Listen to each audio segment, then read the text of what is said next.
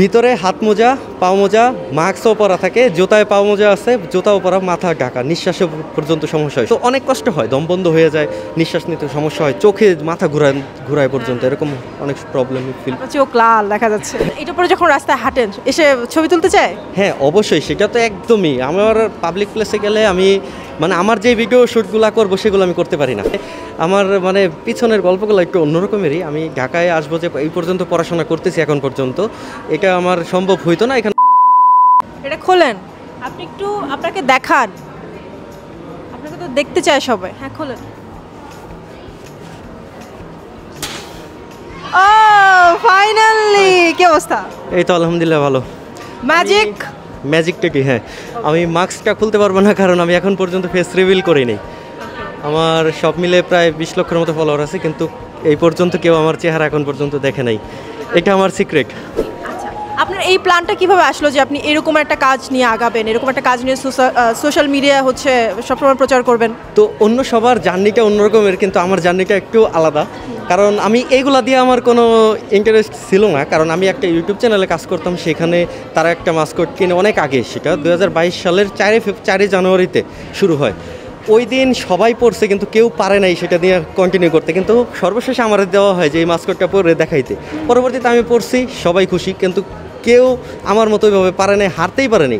এমনকি আমি যেরকম পারফরমেন্স দেখাইছে তারা সবাই খুশি হয়েছে, কিন্তু তার কিছুদিন পরে অনাকাঙ্ক্ষিতভাবে আমার কাছ থেকে সেই মাস্কটটা চলে যায়। আর এই যে যেই পোশাকটা দেখতেছেন, এটা আমাদের এক ফ্যান ফলোয়ারের কাছ থেকে আমার গিফট পাওয়া। তখন আমার কাছে একটা মাস্কট কেনার টাকা ছিল না, আমি এমন একটা পজিশনে ছিলাম তখন, আমি পুরা ভেঙে পড়ছিলাম। ওইখান থেকে আমার এটা, সে যেহেতু গিফট পাইছি, ভালোবাসা পাইছি দর্শকদের কাছ থেকে, তখন থেকে আমার এটা শুরু। আপনার দেশের বাড়ি কোথায় ভাইয়া? আমার গ্রামের বাড়ি ফরিদপুর রাজবাড়ি। আমি সেখান থেকে এসএসসি পাস করি, তারপরে আমি চলে আসি ঢাকা সাভারে। আর সেইখানে আমার পিছনের গল্পগুলো একটু অন্যরকমেরই। আমি ঢাকায় আসবো যে এই পর্যন্ত পড়াশোনা করতেছি এখন পর্যন্ত, এটা আমার সম্ভব হইতো না। এখানে বোনের বাসায় আমি থাকি, আমার বোন আমাকে হেল্প করছে। আমার বোনের যে হাজব্যান্ড ছিল সে অনেক সাপোর্ট দিয়েছে আমারে, যার ফলে আর কি আজ পর্যন্ত আমি পড়াশোনাটা এখনও কন্টিনিউ করতেছি। আগামীকালকে আমার পরীক্ষা আছে, অনার্স ফাইনাল ইয়ারের পরীক্ষা চলতেছে আমার। তবুও আমি আজকে আসছি কারণ বারিশা রক্তের টানের মতো টান ওনাদের সাথে আমার।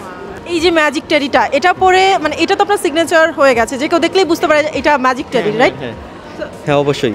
এটা পরে যখন রাস্তায় হাঁটেন এসে ছবি তুলতে চায়? হ্যাঁ অবশ্যই, সেটা তো একদমই। আমার পাবলিক প্লেসে গেলে আমি আমার যে ভিডিও শ্যুটগুলো করবো সেগুলো আমি করতে পারি না। আমি সবসময় চেষ্টা করি যে মানুষ যেহেতু চাইতেছে ছবি তুলতে, আমার কষ্ট হইলেও একটু সময় দেই। কারণ এটার ভিতরে থাকলে একটা জিনিস চিন্তা করে দেখবেন, একজন পারফর্মার যখন 4 মিনিটের একটা গানে নাচে, ডান্স করে, তখন সে ঘাইমে একবার অবস্থা খারাপ হয়ে যায়, কিন্তু আমি ঘন্টার পর ঘন্টা পরে থাকি। ভিতরে হাত মোজা, পাও মোজা, মাস্কও পরা থাকে, জুতায় পাও মোজা আছে, জুতাও পরা, মাথা ঢাকা, নিঃশ্বাসে পর্যন্ত সমস্যা হয়। সবাই, আমি জানি না কে কতদিন কন্টিনিউ করতে পারছে, তবে আমি যতদিন একটানা কন্টিনিউ করছি, এতদিন আমি দেখি নাই কাউরে কন্টিনিউ করতে।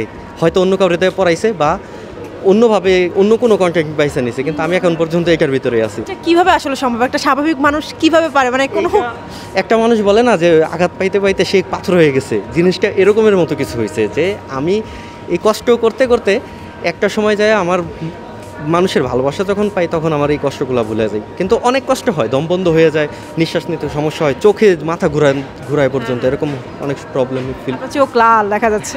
বেশিক্ষণ হয় নাই, কিন্তু পড়ছি মাত্র 15-20 মিনিট হয়েছে পড়ছি, তাই এরকম। আমি যদি 1 ঘন্টা পরে দেখেন তখন তো অবস্থা ভিতরে খারাপ, এখনও ভিজে গেছে পুরা।